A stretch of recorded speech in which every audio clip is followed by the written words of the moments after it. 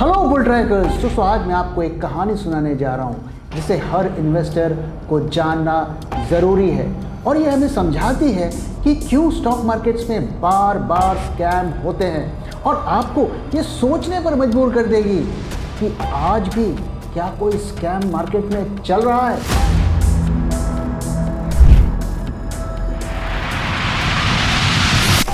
तो दोस्तों ये कहानी है ग्रीड, फ्रॉड, पावर और स्टॉक मैनिपुलेशन की, जिसमें एक तरफ तो रिच और पावरफुल लोग हैं और दूसरी तरफ आपकी तरह भोले भाले इन्वेस्टर्स जो अपनी आंखों में सपने लेकर आते हैं थोड़ा पैसा कमाने का। तो इस कहानी की शुरुआत 1998 में होती है और उससे पहले 1992 में दोस्तों आप जानते हैं कि हर्षद मेहता का स्कैम हुआ था। 1998 में इंडिया की इकॉनमी एक बुरे दौर से गुजर रही थी। प्रमोटर्स स्ट्रगल कर रहे थे, अपने बिजनेस को एक्सपैंड नहीं कर पा रहे थे क्योंकि उनके पास कैपिटल की कमी हो गई थी और बैंक्स उन्हें लोन नहीं दे रहे थे।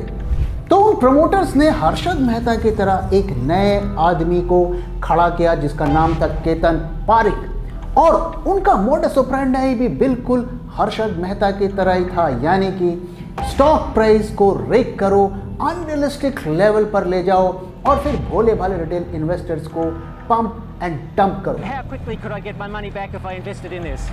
You will take the double money in the 3 months. Double the money within 3 months? If you are allotted the same. तो ये काम केतन पारिक कैसे करता था, ये तरीका उसे उसके गुरु हर्षद मेहता ने भली भांति समझाया। स्टॉक प्राइसेस को रिग करो सर्कुलर ट्रेडिंग से, यानी कि मैं आपको बेचूंगा, आप फिर मुझे हायर प्राइसेस पर वापस बेचो, फिर मैं उससे ज़्यादा प्राइस पर आपको बेचूंगा और इस तरीके से स्टॉक प्राइस को रिग करके अनरियलिस्टिक लेवल तक ले जाना है और उसके बाद मार्केट में र्यूमर फैलाकर भोले भाले रिटेल इन्वेस्टर्स को बेचना है। लेकिन इस मामले में केतन पारिक अपने गुरु हर्षद मेहता से भी एक कदम आगे निकल गया। तो अगर हर्षद मेहता ने एसीसी के शेयर को 200 रुपए से 9,000 रुपए तक ले गया, तो हिमाचल फ्यूचरिस्टिक कंपनी लिमिटेड के शेयर्स को केतन पारिक ने 40 रुपीज से माइंड बॉगलिंग 2400 लेवल तक ले गया। तो इन स्टॉक मैनिपुलेशंस के तरीकों को केतन पारिक ने अपने गुरु हर्षद मेहता से उसके साथ काम करने के दौरान भली भांति सीखा। तो दोनों के काम करने का तरीका तो सिमिलर था, लेकिन दोनों की स्टाइल अलग थी। तो जहां हर्षद मेहता फ्लैम्बॉयंट था, ज्यादा दिखावा करता था, वहीं केतन पारिक ने हर्षद मेहता की गलती से सीखा और वो बहुत ही बैकग्राउंड में रहकर काम करना पसंद करता था। और केतन पारिक हर्षद मेहता से ज्यादा स्मार्ट और एग्रेसिव था।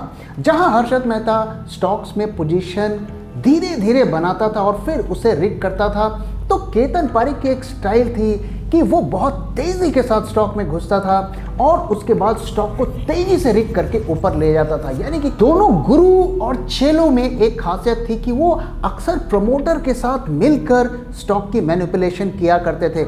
लेकिन केतन पारिक इससे एक कदम आगे निकल गया। जब उस दौरान आईटी के स्टॉक्स और .com के स्टॉक्स में तेजी से रैली हो रही थी और मार्केट सेंटिमेंट बहुत ज़्यादा बुलिश हो गया था, हर कोई आईटी के शेयर को चेस कर रहा था, तो केतन पारिक विप्रो और इन्फोसिस में मैनिपुलेशन नहीं कर पा रहा था क्योंकि प्रमोटर्स ने उसके साथ आने से मना कर दिया। और इसका बदला चुकाने के लिए उसने अपने K10 स्टॉक्स बनाए, यानी कि केतन पारिक के 10 फेवरेट स्टॉक्स जिन पर वो जमकर मैनिपुलेशन करता था। तो दोनों के काम करने का तरीके में काफ़ी सिमिलैरिटी भी थी। दोनों बैंकिंग सिस्टम का यूज़ करके फंड जुटाते थे। तो जहां हर्षद मेहता नामी गिरामी बैंक्स के फंड्स को यूज़ करता था, वहीं केतन पारिक कोऑपरेटिव बैंक को अपना निशाना बनाता था और दोनों रिटेल इन्वेस्टर्स को टारगेट करने में माहिर थे। जब वो स्टॉक में पोजीशन बनाकर उसे रिग करके अनरियलिस्टिक लेवल पर ले जाते थे, तो उन्हें चाहिए होता था भोले भाले रिटेल इन्वेस्टर जो उससे उस माल को खरीद सकें और उनकी पंप एंड डंप की स्ट्रैटेजी पूरी हो सके।